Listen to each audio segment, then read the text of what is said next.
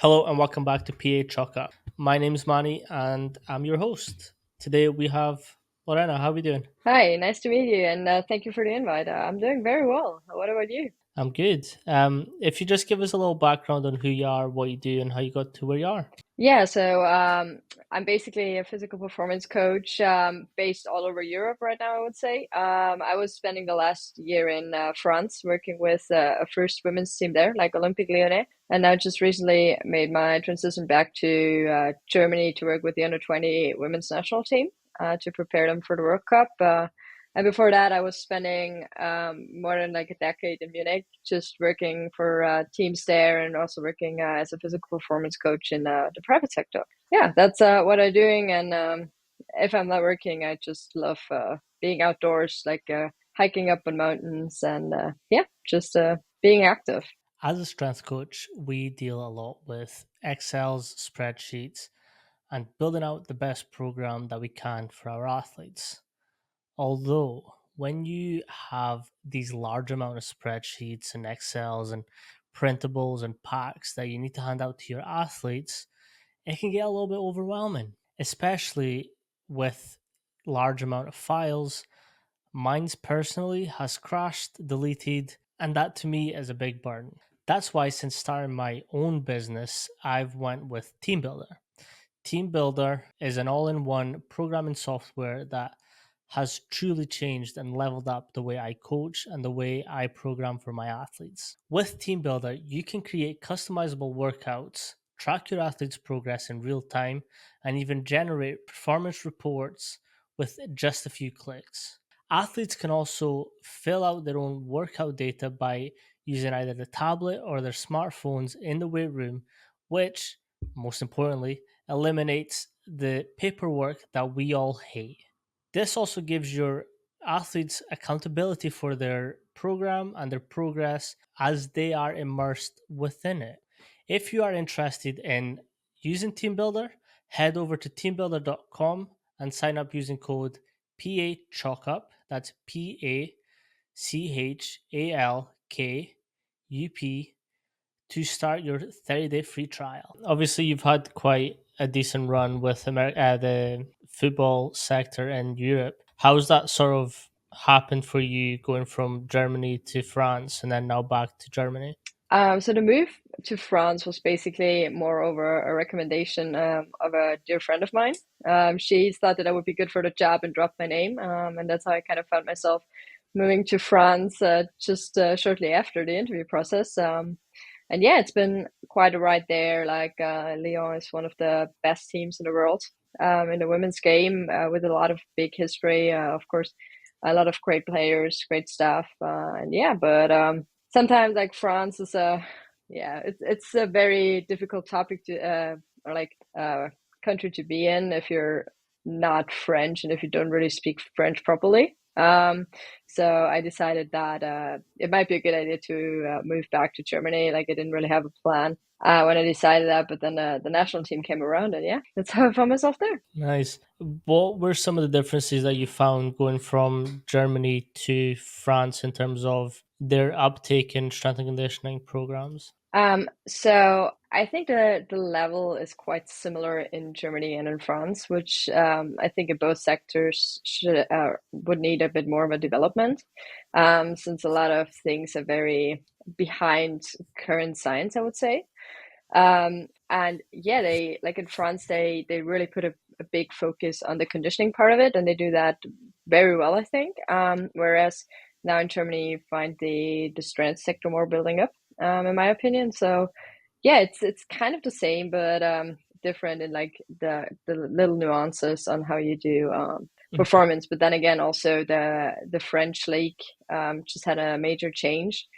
So they went from playing like a regular season where you play every team twice and the one who's at the top is the champion to a kind of a playoff system. So you play every team twice and then you have kind of like a final four with a semifinal and a final, which made the Mm. structure of the league a bit different compared to the German one where you still have the old version, let's say. And with Lyon, you where you play Champions League and you tend to progress further in the cup. It's a lot more. So you have to be very strategic about recovery as well, where it's hard in season to actually do a deep like strength and conditioning. So basically working more or less on the maintenance part and then microdose Hmm. individually for each player or for positions, etc. Yeah, with Germany being so like at the forefront of the sports science and sort of strength and conditioning science part of it, how did you sort of integrate some of that into the French program? I mean, my role in the French program was the gym based one. So I think I brought a lot of Mhm. progress there as well with being able to work with the individual's needs as best as I could and just do a bit of a more individualized approach there, especially as Leo had quite an increase in staff numbers. So we could really focus on the individual's needs and then therefore just make a difference within each player. Yeah. And in terms of like your focuses during the season, you talked about like it was more maintenance than sort of building. Can you sort of go through some of the programs and considerations that you made during that time? Yeah, so basically, one of the main aspects was how to not fatigue the player because what happened, we played basically every third day for a long time of the season. And then we just had a quick winter break of just 1 week and then like a short build up into the spring part of the season. So there you basically stick to the bare minimum and then do a bit of Mhm. an upper body lift, like depending on also the player you're working with, a lower body lift, but some things were a bit trickier as the players weren't used to that approach yet. So you would have fatigued them if you started that. So that was capped to a bare minimum. And once we had a week where we only had like one game or like the games on the weekends, we did a team lift. But then one of my main focus was the development of the youth players, the ones that are in the roster of the first team, but technically or necessarily don't play a lot. How their development could increase. So they were on a different schedule than the rest of the team, which then led to like wide spectrum of possibilities to help them like do a gym program or do an extra conditioning program because they didn't play as much as the others did. And then again, another part was as well the goalkeeper development, where we had individualized Yeah. programs for each of our three goalkeepers, depending on how they play, like how long they play. Because with the goalkeepers, you can basically say that a match day based on data is the lowest load a goalkeeper has. But of Yeah. course, there's like other parts that play into it because the match day warm up is very intense for a goalkeeper. It's a lot of mental pressure whatsoever, but you have more possibilities to expose them to a lift, to plyometrics, etc. So this is where like the main focus on that laid, and yeah, I think we did a pretty good job with that. The feedback we got from the players and from the data as well showed that the way we did it was like a good way to do it and a good approach to do it as well. What were you sort of measuring to get the players to be on individualized programs? So what we did specifically with the goalkeepers, if we want to stick to that example, we did a regular counter movement and squat jump screening at least once a week to just see a progression or decrease there, as well as a fatigue monitor. But then we also worked a lot with wellness questionnaires, and we went from like a level zero basically from what they can do in the basic lifts. So like a deadlift, a squat, and single leg work. As well as some upper body lifts to have the data and the progress there, and then we just keep tracking what they're doing, etc. Yeah. How does that sort of look like for your periodization when you're having different seasons and different games and how that is impacting their performance over a long period of time? Yeah, so there we basically went with a structure that we have like one lower body and one upper body lift per week, which then varies. Like not every goalkeeper does it on the same day. Like our third goalkeeper sometimes end up playing with our second team or with a reserve team, whereas our second goalkeeper rarely gets played, but still on the bench, so she's still traveling, etc. So first of all, the schedule looks totally different, and then we just basically have like a regular periodization of that. But then it also kind of depends. I'm sorry, like how It's fatigued okay. they're getting whatsoever. Because what we were also experiencing was a lot of travel fatigue, um, especially with like all the Champions League travels that we had accumulating over the second half of the season. But basically, do a like a light build up in the periodization program, varying from or like starting off with a double leg lifts and ending up to single leg lifts. So what I'm really a big fan of is actually uh God, how do you call it in English? I'm sorry, sometimes I'm just really missing the word. It's okay. Like contrast training. So you combine like a heavy lift with Okay. a plyometrics or with the power output, both for upper body and lower body. And then what we also did was we sat together with our goalkeeper coach to have him on board with what we're specifically or what he wants to specifically work on. Because for my case, like I have not really the biggest idea about goalkeeping, how it looks like on the field. Like I see the movements, of course, but I don't know like how the technique behind it really works. So we kind of try to mimic certain movements to engage that. But yeah, basically it's not. It wasn't really as difficult as it probably sounds like. But with like one or two lifts per week, and then like a slow build up towards like the international breaks, so the FIFA windows, because Hmm. luckily two out of our three goalkeepers were already retired, so they just had a bit of more time. And then towards the high phase of the season, so towards April and May, we were just like maintaining. Yeah, with the sort of schedule changing from like your normal league to Champions League and so on, how does that sort of affect periodization? And we've spoken a lot about this on the podcast, and periodization doesn't really work because there's things that go on throughout the season that knocks that perfect periodization plan out the window. How do you sort of manage that when things go wrong and you're kind of having to adapt the periodization plan?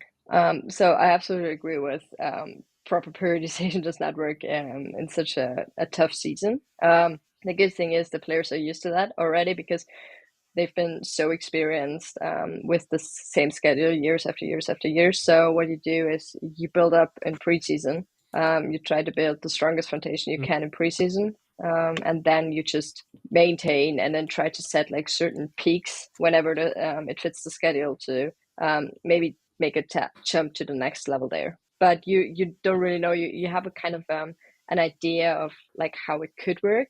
The plan Mhm. has to be so adaptable because everything can change within a second. Because just the other variabilities, they're just out of your control. So a plan is good, a periodization is good, but if it's not adaptable, it's not going to work anyway. So yeah, I agree. I always call it like the practical science of coaching. yeah, So, like the science of it, amazing. Like you can get lost in the science, but if we look down like in the methods and results, how many of those variables are controlled, right? exactly. And then if you go into the field, you can't control them anymore. Yeah, So like players might be sick one day. They might just not turn up. I know it's different at elite level where they have to turn up, yeah, but in lower levels you don't have to all the time. And there's things that go on like schedules change, traveling affects it. So I'm always very curious on how coaches adapt their periodization plan to fit the what's happening now. yeah. And also, I think what you can't forget in elite performance, and I think what a lot of the science sometimes forget is that we're talking about top 2% of players' development when we're talking on that level because the players are so well trained already.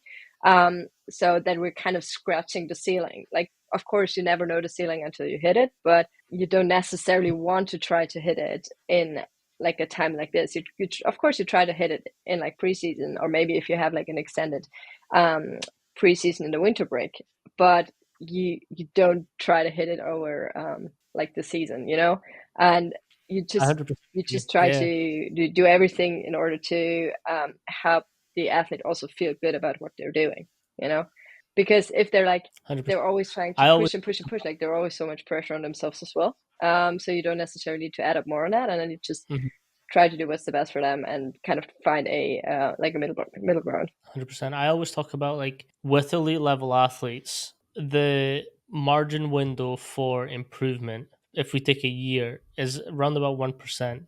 If they get 1% better each year at that level, that is huge. Yeah. And then, but like, if we look at it, the 1% doesn't sound that much. But when you're at the top of the top, just getting that little edge is what's going to make someone great every year, or like keep that longevity in their sport. Yeah, absolutely. And like, I mean, we all know that like little graph of like this little curve of when you start or like start exercising and then how you progress over the years, and it's basically getting flatter the longer you work. And we're speaking about athlete that's been on like professional level for a minimum of 10 years. So this is like so flat, and there's like if it's half a centimeter improvement in a counter movement jump, or if it's like a kilo more on a squat or on a bench press or something, that's incredible already, you know, because they're like Yeah, on that higher level. They're gonna push 100%. themselves anyway. What Like, 100, like that's the thing is like athletes, it's not like they don't want to get better. Like every athlete wants to get to that next stage, but it's having that consciousness of like the 1% is still a hell of a good improvement over the year. And like what you were mentioning with the counter movement jump, I don't always agree with most tests that are being done just to be done. Like for me, I kind of have to have a reason as to why they're being done. The numbers have to mean something to me before I do a test. So like if they're improving, then we kind of have some data to back up why we're doing that test and why it's working and why that's actually affecting the field portion of it. yeah, absolutely agree with that. Like, you have to test like to get results, and that's just for the sake of testing. And there's like so many like tests out there that people do, but if it's not transferable, then why wasting the time, in my opinion? 100%. What are some of the tests that you go through on like a daily, weekly, monthly basis for your athletes? Actually, it was a bit tricky with Leo because we were kind of in that transition period. So I'm not sure if you like heard, but Leo had a new owner and great investor from the US. So it's like she's buying clubs left and right. Like some people would buy cars, but she's actually making a real big different in the women's game, you know, and kind of wants the best for the Mm, team she owns. So she's investing a lot of money on like staff as well, into the program. and that change, she brought a lot of new staff members in just at the beginning of the season, you know, and they brought in a lot of new change as well. So you kind of had to be really cautious about the steps you want to take, and to not overload the players, you know. So basically we started off with just the like the preseason running testing, you know, like the sprint distance. We did a 1.5 MAS test, and then we started, because the thought behind was it tried out with the goalkeepers and then move forward to the whole squad with the counter movement jump and a squat jump. So yeah, that's Mm. what I heard is what they're What doing now, like on a daily basis. But last year we just did it on a weekly basis, and then we did like the regular testing in the winter break. mhm. What equipment would you use to test? We had walls all over. Well, Yeah. I'll use well, to be fair, they are quite good. I have spoken with Vault quite a bit over their equipment, and I've seen them at some of the conferences. I like it's some really good equipment. I'm always in between like the differences between Vault and Hawken. Hmm. Um, it depends what you want as well. It depends what you want with your testing. Yeah. Yeah, like personally, I don't have experience with Hawken because I think in Europe, Wald is just bigger. And it's easy Yeah, because you just pack it up in a bag and then you can fly it wherever, you know? Like we basically took all our preseason testing all the way to Spain, and you just pack it up and it's absolutely fine. yeah. Although they do have some really good equipment coming out. So you know how Vault have the frame. Yeah. Yeah. So Hawken have made one that's like a transportable. It's like a little sensor, Hmm. and you can do the same test, but push. You kind of like attach it to the rack and stuff like that. It looks amazing. Like I Okay. saw that the other day. I was like, that's Okay. good. That's very interesting. I might Um, have to check that out. Yeah. like to be fair, like for what they want to do and with the sort of space they're in, I think scientifically they're a little bit more accurate than Vault. Okay. But Vault has more of the firmware for interpreting the results than Hawken has. yeah, it's a big discussion, Yeah, and that's yeah. There's so much equipment in this industry now that's yeah. kind of like what do we really measure? And I was speaking to Mike Boyle Mhm. yesterday, and he was talking about like I think there's so much stuff scientifically happening right now in this industry that you're kind of just like lost for words on what to actually implement or not. Yeah. And it's that when do we strip it back to basics and just like make them lift and coach them how to lift and really try get their performance up that way? Yeah, exactly. I absolutely agree with that. Like, also, I think for like coaches, you also become overwhelmed with all like everything that's going on around because like sports science is so fast developing right now, I feel, and it's going like so many different directions that I can't even see how the athlete must feel sometimes, because they also, I mean, they see everything on Instagram all the time or on like all the social media, and then you just don't know, like, what am I doing, and you just get like so overwhelmed and you start to question what you're doing with your coach and with the team or whatsoever. So yeah, it's sometimes, I mean, of course technology is good, but like to have a Mhm. feeling for your athletes and the ability to coach them and the quality of the feedback you get from them, I think is sometimes more valuable than all the numbers, because 100%. It's also like time consuming. yeah, Like if we're running like 50 tests before they even start their session, how much are they actually doing during their session? exactly. Yeah, and it's sometimes because I mean, of course, data is great because it gives you that like rational side of things that you sometimes need. But I think you can never, especially in team sports or I mean, in any sports, you can't take out the human factor. Mhm. And I think sometimes like the equipment does that just because it doesn't know how to take it in, which is not a fault at all. But like it matters a lot, it's a factor that matters a lot in like the results that you're getting. So if you don't have a feeling or if you don't know what your athlete is doing there or why they maybe do it and interpret the data, you Mhm. you won't get far with it. You know what I mean? 100%. Yeah. Yeah, yeah, I agree. What are some ways that you sort of bring that human side into your coaching? I'm actually one for like talking a lot with the people.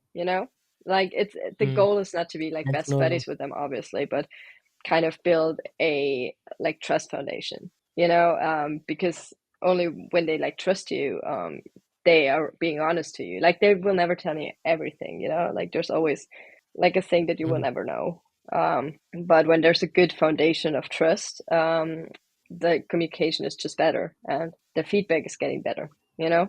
So basically, I mean, to kind of reflect on how I started coaching, like, I mean, I started working with the academy at Bayern Munich. So we're speaking 14 to 17-year-old kids. Like, if there's no trust, then you won't get far. So, No um, program. Yeah. like the learning process to get there is it's like for a coach, it's kind of like a long one because you just have to talk a lot. Like you have to talk a lot why you do it, and they question it because like I mean kids, they don't know like their body yet maybe, or they don't know Mhm. what the perks of that could be. But once you learn that, I think with the academy, and that's why I think also work with the academy is super valuable for everybody.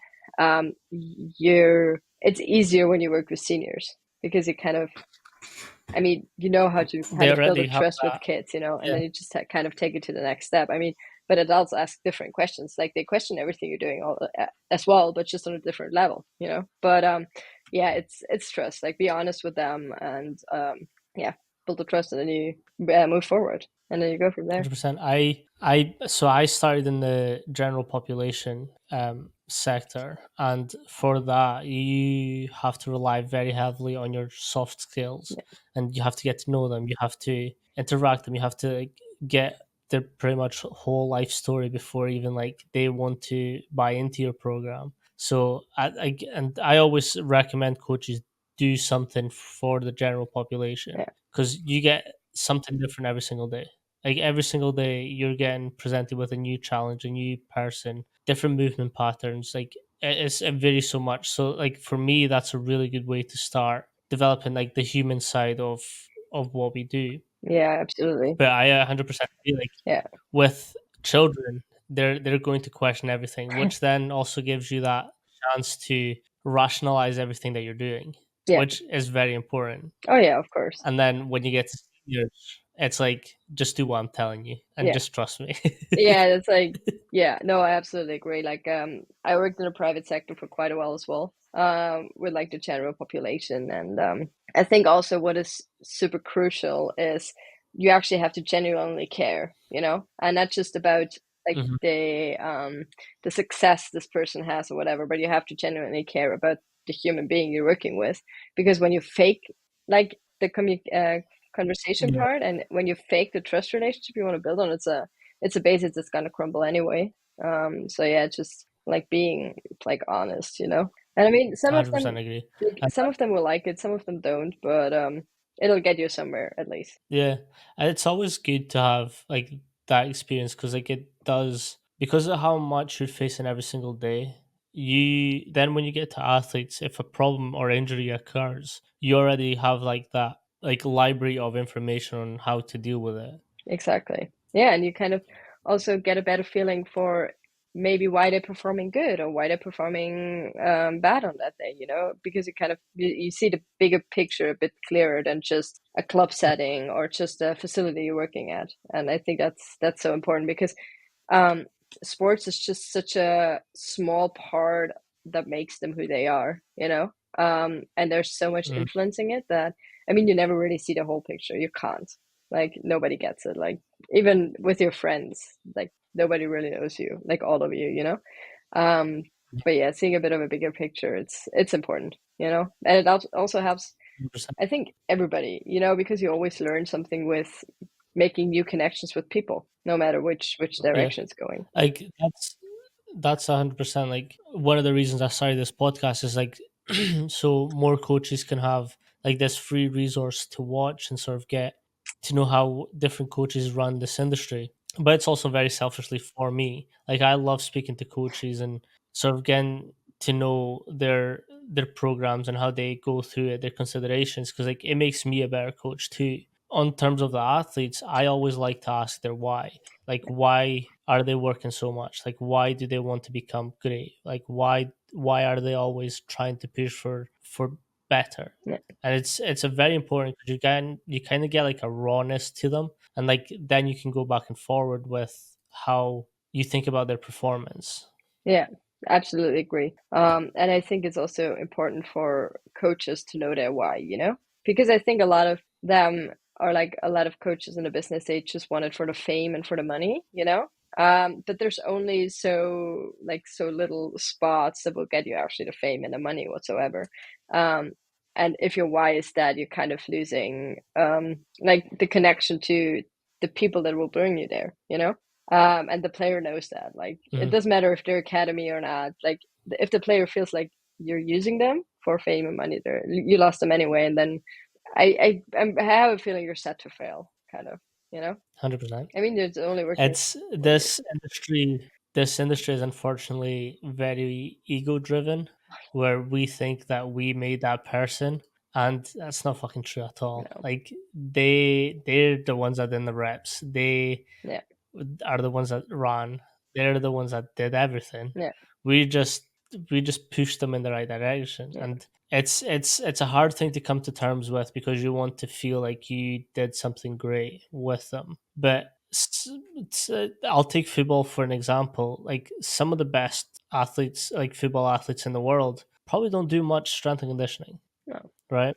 And I've spoken to some coaches where they've let me into that program and how they dealt with some of the biggest clubs in the world, and there was next to none S&C actually involved in it, but they still managed to get to where they are. yeah. So how important are we in that factor? Yeah, that's true. But I think, to be honest, if you're speaking about a certain like example of football, I think in football you get away with just the talent you have and the right mindset you have. If you Mhm. bring it on the pitch, it doesn't necessarily need strength and conditioning.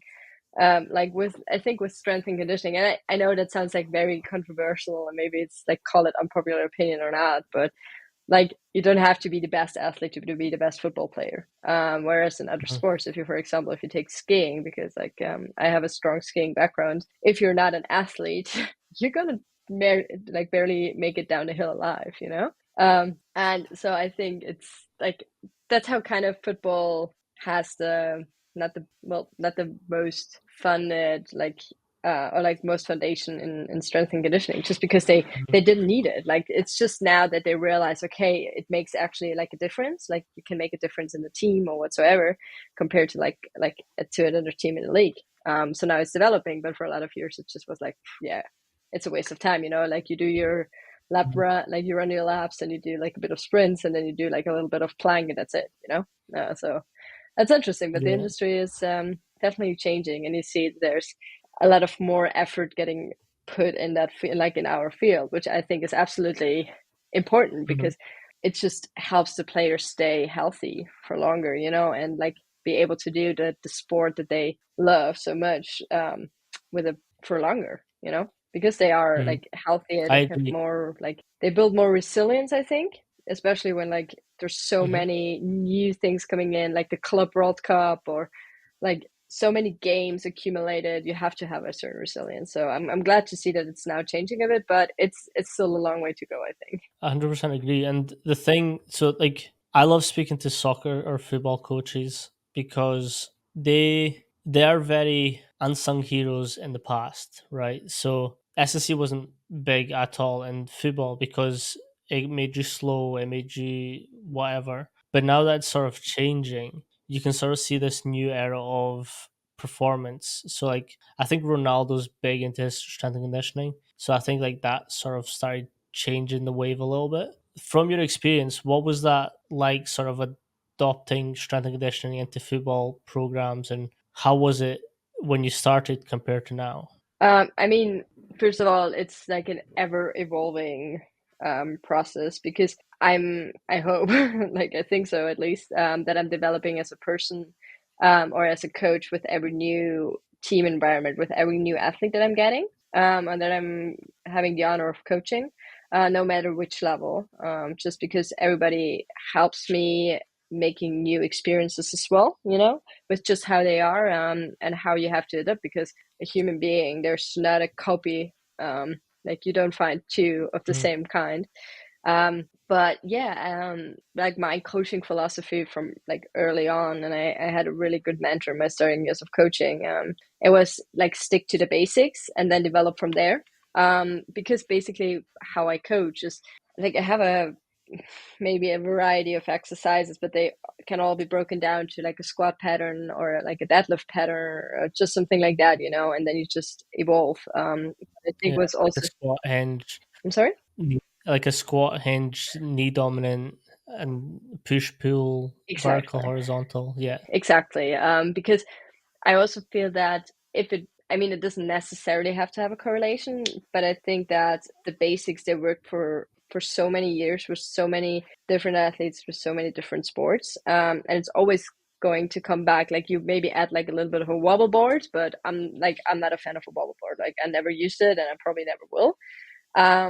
So it's just that everybody's doing the basic lifts, and then you just develop from there. But I think also Mhm.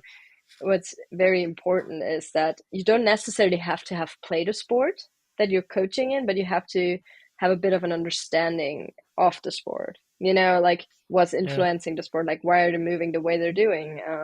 Like for example, with football, like what does difference make when you have a ball, and if you don't have a ball, like how does it influence your cutting patterns or your sprint? Like how do you do a one-on-one? Like or with the goalkeeper work, like just get a bit of an understanding. You don't have to be the best, like the pro in it, but that's also very beneficial because that transfers to the weight room. You know, because that like variety of like basic movements, they can be so adaptable as well to each sport because you can just change a bit of like the plane you're working in or the weight you use, the acceleration, deceleration, just like stuff like that.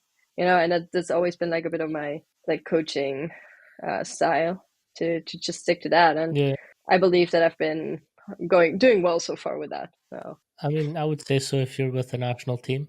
yeah, I mean, to be honest, like I also so get like lucky along the way as well. You know, I met like great people who are super helpful to help me and are just being such a huge part in who I am and where I am as a coach. So I get lucky I'm there, but I probably also wouldn't be there if it was bad. I know that sounds a bit egoistic, but yeah. No, that, so I was about to say you don't really get lucky in this industry. if people are connecting you to other places, it's because they've seen something in you that kind of reflects on your effectiveness to coach. Yeah. So I think every position you've not been lucky, you've earned it in some way, shape, or form. And Yeah. that's it's hard, it's easier said than done, because I sometimes feel like I shouldn't be doing what I do, but then I get reminded like I've done this for a while. Yeah, yeah, like that's the thing. Like, I think it's important also to stay a bit humble though, to know where you're coming from. Um, 100%. but yeah, and to be honest, like that's why I'm like just enjoying it so much to also help and communicate with other coaches, because I know where I came from and I know what's the steps it took to get me where I am right now.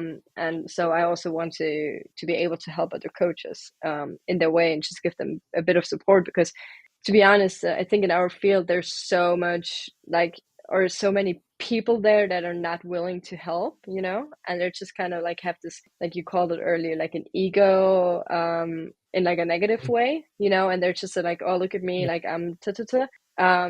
And you tend to like those are the ones that you see like coaching the top teams sometimes, and then you just be like, okay, I'm reaching out to that person. They're just gonna be like, yeah, I'm not replying or I'm saying no or like whatever. Like you heard everything. Like so Mhm. I think it's important for like coaches to have like a bit of a mentor, Like I'm not saying that I'm like a mentor, but I tend to like I like to give people a hand to help them grow as a coach as well, help the industry grow as well without cutting it from the top down, but kind of building up the bases, because the more good Mhm. coaches you have, the No, better I it is, agree. Yeah.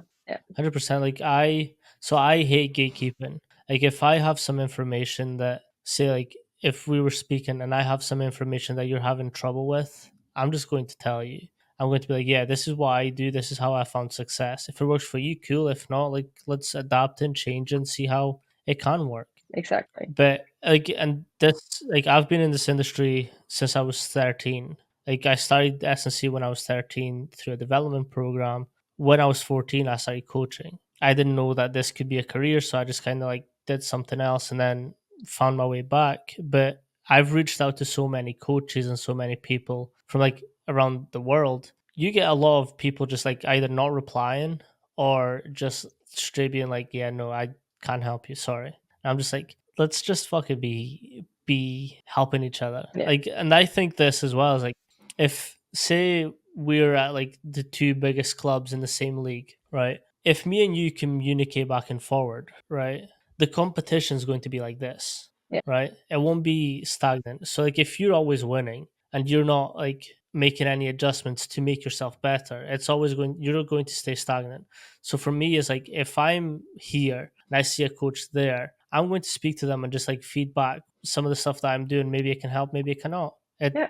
But at least we're like bringing up the field together, and I think that's where I sort of want to take this podcast, is like make sure that great coaches come on so that the field can like grow together. Yeah, exactly. I 100% agree with that. Yeah, and that's I think that's also like a bit of a beauty behind it, because you challenge each other, like you said, and the good coaches in a case of like humanity, I like no Mhm. humanity was or the wrong word I think, but like the human factor of it. I think that's what will like succeed in the end, And there's so many coaches willing there to help as well who are great coaches. So yeah. Yeah, 100% agree. Did you sort of read any strength and conditioning manuals or anything or any book that sort of shaped a part of what you do and how you coach? Oh, let me just think. I mean, aside from the usual one, what I think was absolutely helpful for me and like the way I'm communicating, it's called The Language of Coaching from Nick Winkelman. He's with I think he's Irish. It's a great one to read. Like it helps you a lot with like communication. And then again, the a resource from Ferguson Connolly. It's called Game Changer. It's just like a bit of a different, yeah, exactly that one. Um, and then the other one, like I said, Game Changer from Ferguson Connolly. But what I also always found very helpful is Altus. I'm not sure; it's not really well known in Europe. It's an U.S. performance institute founded by Dan Pfaff. It's got great online resources. It has a great mentorship program. Yep, exactly that one. And yeah, so that helped me so much because like I think one of the biggest steps I took in my career was during COVID, where everything was kind of online, and I did so much with them, and it was just helping me in like every way you can imagine as a coach. So yeah, go like those two books and Altus, and then networking, like, but in a good way, not in a Networking, yeah. wanting to bring yourself forward, but genuinely Hmm. wanting to communicate with people and like bring the industry forward and bring yourself and the other one forward as well. Yeah. How much time do you try and like reach out to coaches and speak to different sort of people in this industry? Oh god, that's a hard one. Like right now, it's a little bit less because I'm just taking a bit of time off, to focus on myself. Um, but during COVID, it was a lot. Like, I mean, everybody was on lockdown, so you just slide into everybody's DMs, and you just build a bit of a network. And then what's also important, like for me, is to stay in touch with those people. So a lot of them I'm Mhm. still regularly talking to, and we built a great understanding of each other and a great friendship in some ways. um but yeah, it's just, I don't know if I can really put like a time frame on it. Like if I see something on Yeah. like LinkedIn or something, you just type out like, hey, I like your work, etc. But I also spend some time just going to conferences as well. When you see something like that interests you, even if it's a bit off topic. So I actually went to an amazing conference by a players agency in Scandinavia just last week. It's called, well, the Mm. agency is called CMG. It's the first all female women's football. Like they coach just women's football play. Not coach. They have just women's football players under contract and coaches, and they host a like Ah, networking conference. And it's been the second time that I've been there, and it's just incredible because you meet so many people from football, but from all over the place. Like you meet like sometimes sports directors or people who have created an app to like help develop football, or one that's in a business market or whatever. So it's just a great way to do it. So everybody's check out Women's yeah. Football Expo by CMG. Highly recommend it. I'll put that up as well. The thing is, like, the female S&C coaches are getting so much more recognition as well, which I think is awesome. Like, I always speak about Caroline Gagne, but she was at the University of Washington with me, and she's like in this very unique position where she does a lot of like S&C, but she also introduces it into like a more yoga setting as well. So like she's got the movement and fundamental of like effective movement and really breathing through everything. So like she's been used to like just like men only sports, and like being a female in that position can be a bit daunting. But if you just like stay in there for like, you can just do some really great work. And like I love Caroline because she's phenomenal. Yeah. But because of like this growing industry, how have you sort of found it from like as you went through this industry, being a female in S&C? To be honest, like I mean, my sports coaching was mostly women's football.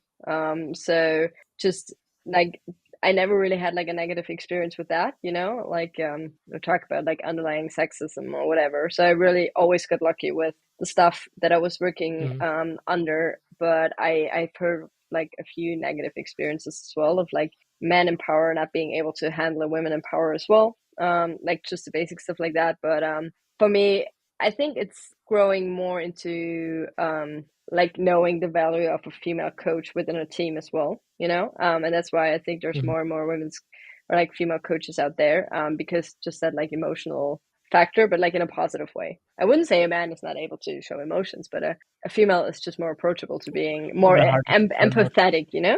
Um, so I think that's also why a lot of female coaches are making the way into women into like men's sport or the men's side of sport. There's like a great one. Oh God, she's with a New York basketball team, if I'm not right, like NBA. Her name is Emily Sella. She's such an incredible coach. She was with the Nets before. I'm not sure if she's still with them. But like just to have them as like a leading figure is just it's incredible to see, and I'm glad that I get to have these role models as well. Of them like of the women killing it everywhere. But yeah, there's still a long way to go because I mean the sector. Yeah, exactly. The women's sector. Sorry, no, I lost my train of thoughts. Um, That's a good. Sorry, the it was the my fault. the women. No, no, don't worry. The women's sport is like it's about developing, but you have to have men in certain positions as well because you just don't have the number of women to do it. And I think it's not about like man or female. It's about having the quality Mhm. to be right for the position. It doesn't matter like the gender, but you just don't have a lot of female with the right experience or with the proper experience yet, but it's getting there. So it's also important for women to support women to get there, or for also for men to support women to get there, because that's all, again, how I agree. everything is developing. But yeah, it's I like the way it's going. There's still No, like yeah. even with the podcast, I try and keep it very like 50-50. I've got just as many female coaches as I do male coaches, and I think it's good to celebrate what's happening in the field and not like what you were saying, not really care about genders. Because like we're at the end of the day, we're coaches, we can all get the same information and knowledge and speak to each other. So like this thing of being like a male only industry is kind of bullshit. So let's also recognize like some female coaches for what they're doing. Yeah. Like I've recently spoke to like Steph Mock, Mm. Bree Brown, and Lily. They're like phenomenal Yeah. coaches. I'm about to have Missy Mitchell as well, and she's like they're all fucking fantastic coaches. And that, like some of the work that I've seen them do, like I've looked up to them for a while. So it's also good to like recognize that they're killing it, really. Yeah. You could also check out, do you know White Line Performance on Instagram?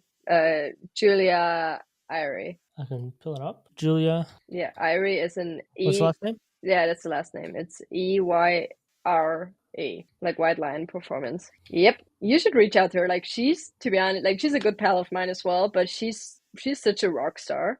To be honest, like she's one of the coaches and people that I admire most. Like she knows like her shit, and she's, yeah. You should reach out to her, and she has a lot of stuff to Cool. say I love that. all the time. Yeah, that's good. I Yeah, like that. No, but like the thing is, like what a lot of people don't realize is like most coaches or like most strength and conditioning coaches are type A people. Like if we have something to say, we will say it, and we don't really care much about who it hurts. yeah, But like it's also like going back to that ego thing. You also kind of need to check yourself sometimes. Like, is that something that's going to progress what we're actually talking about or trying to achieve? yeah, definitely. Like ego is good, but like toxic ego, not so much. Because a good Hundred ego, percent like agree. it's always like brings competition with it as well. Competition Mm-hmm. brings you forward, or makes Hundred you percent. take a step in one way or the other. I agree, and that's that whole thing I was saying. Like, we need to like to really make this industry fun. Everyone has to sort of be competing at their highest. Like, it's horrible to see like a team completely destroy someone else because they've got a good program all around. So why not like help out and just like bring the industry up? That's my feelings, anyways. Yeah. I mean, it's also a very, very nice thought to have, but it's also a bit unrealistic right now, because it's always Yeah. in competition. You always want the best for yourself or for the team you're working with, and you not necessarily care about the others when it comes hard on like Mhm. back to back or but yeah, taking a little I think step. that's more of a It's a little Yeah, step progress. I think that's more like I see it more in Europe where coaches are more reluctant to share information. I think right now we're sort of like trying to guard our jobs as best as we can so that we can have a job. Like in America, I've seen that they're more willing to share and to have a conversation or drop a call or like go back and forward with you than in Europe. Yeah, yeah, That's my feeling. you might be right about that. I think a lot of it has to do with just the development of the industry itself, because right now you don't really have a lot of jobs in strength Hmm. and conditioning here. So it's kind of a Shark Tank where you fight for whoever gets out first, especially not a role that like pays your bills. Some people have to take on like 3 or 4 coaching jobs. So it's a hard battle, and that's what it makes people a bit more, yeah, egoistic, but When not egoistic. Kind of fight to survive. Whereas in the US, you have so much or so many options to do as well. You have the college level, you have high school level even, whereas in Europe you just don't have that much possibilities. Hmm. What's your PR song when you're lifting? My PR song, oh boy, a lot of people are just gonna judge me for that, but I basically listen to a very random mix of ABBA and sometimes a bit Taylor Swift in it. Depends, but Oh, yeah, I don't really have like if I PR lifting, I don't necessarily need like hard like heavy metal or something. Like me in the gym, I'm basically lifting and then just a bit like moving around, you know. So but I would say ABBA and then probably gimme gimme gimme. nice. Yeah. What about like what's your conditioning playlist? Like if you're having a conditioning session, what playlist do you put on? Um, God, you're asking me way too many things. No, just kidding. Um, Probably 80s rock, Oh, like good old, like Bon Jovi, Def Leppard. Is that Bruce Springsteen? Like, I really love Bruce Springsteen. I just have to have like a playlist that puts me in a good mood because, to be honest, I really, really don't like conditioning. So I just do like sprints, and if I do like a long distance, like a 5K or something, I literally dislike every step I'm gonna take. So I just need a good like music to like hum along, you know. But with sprinting, it's like 80s rock. mm, nice. Yeah. What is some advice that you would give new strength and conditioning coaches or coaches wanting to come into this industry? Don't be afraid to fail. Like everybody is gonna fail, especially in the beginning. You're gonna make a lot of mistakes. But it's not the end of the world. You know, like you're not gonna break someone just because you put too like not enough weight on it or on a bar or whatever, and then um find your why you coaching the way you coach, why you're actually there, like why do you want to become a coach, and then it's one step after the other. Like nobody's gonna go from like zero to hero in like one coaching job. Mm, It takes a while. It takes a lot of ups and downs. It takes a lot of setbacks. But if you have your why, the chances you're gonna make it are pretty high. yeah, no, I agree. And I do like that. Don't be afraid to fail. I think a lot of people can have this sort of perfectionist mindset where they have to get everything right. But you actually probably learn more from your mistakes than you do by making things right. Oh, 100%. And also, like, also, just don't be afraid to fail. It's kind of like you also will have people that you don't get along with. You know, they don't like you. You don't really like them. They're just it's a battle, but yeah, you and then you will gonna fail because it's just not gonna. It's not a match. You know, you won't necessarily have a match with everybody, and that's absolutely fine. Like, Yeah, no, I agree. Thank you so much for coming on and spending some time with us. thank you. Is there somewhere people can reach out to you if they want to sort of pick your brain or go back and forward with you? Yeah, sure. So, the easiest way is probably LinkedIn because I am tending to keep my social media private. So, my LinkedIn is just Lorena Sumser. You can also reach out on X. It's the same, um, how do you say, the same name. But yeah, Username, yeah. just drop me a message. I'll be happy to reach out. And yeah, thank you for having me on a podcast. Yeah, no worries. Peace.